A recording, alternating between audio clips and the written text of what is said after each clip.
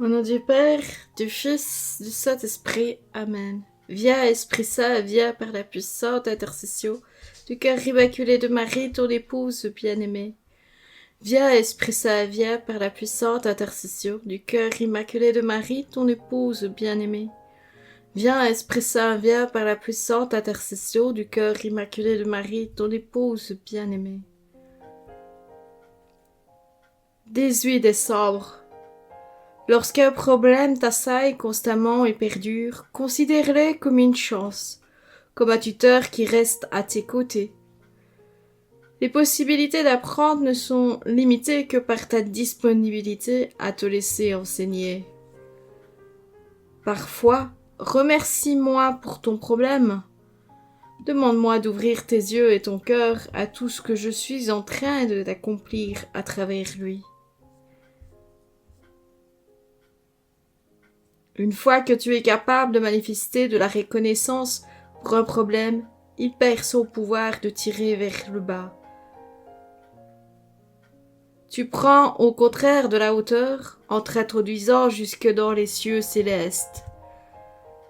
Et à cette altitude, tu peux considérer les épreuves comme de légères difficultés passagères qui produisent pour toi, au-delà de toute mesure, un poids éternel de gloire. Ton Jésus qui t'aime.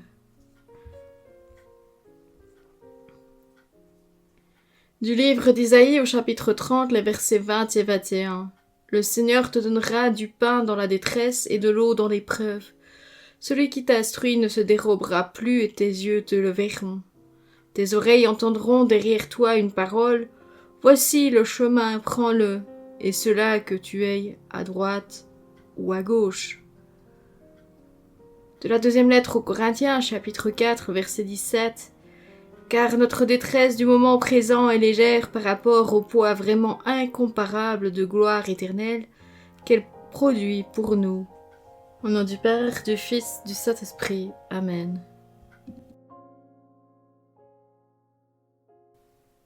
Partage personnel. Là, en recopiant ce passage, j'ai eu envie de rire, car ce que Jésus partage, je me dis que mon problème de mur, d'escalier et de toit, c'est ça. Il m'a permis de vivre la neuvaine irrésistible au Sacré-Cœur de Jésus pour demander des familles selon le cœur de Dieu. Comme le problème ne se résout pas et que je n'ai aucune possibilité d'agir dessus concrètement, je me dis que tout compte fait, il y a probablement quelque chose à apprendre encore.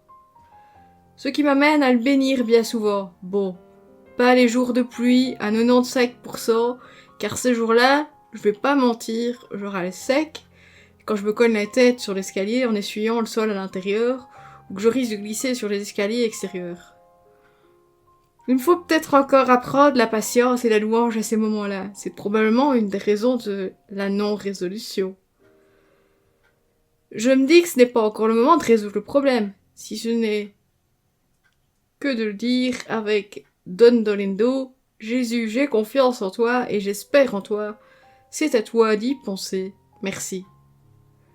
Voir la neuvaine de confiance et d'abandon de Don Dolindo, pour ceux qui seraient intéressés. Elle n'est pas publiée sur la chaîne pour le moment. Je vous présente à tous toutes mes excuses pour l'accent fort prononcé que j'ai pour le moment.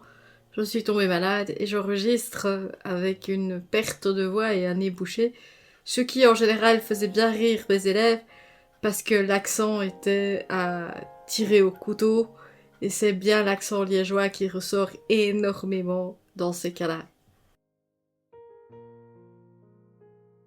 Merci d'avoir regardé la vidéo, merci à tous ceux qui likent la vidéo, merci à ceux qui laissent un commentaire, je me ferai une joie d'y répondre le plus rapidement possible, et merci à tous ceux qui partagent ces vidéos.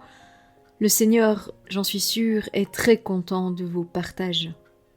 Que le Seigneur te bénisse et te garde, que le Seigneur fasse briller sur toi son visage, qu'il te prenne en grâce, que le Seigneur tourne vers toi son visage, qu'il t'apporte la paix.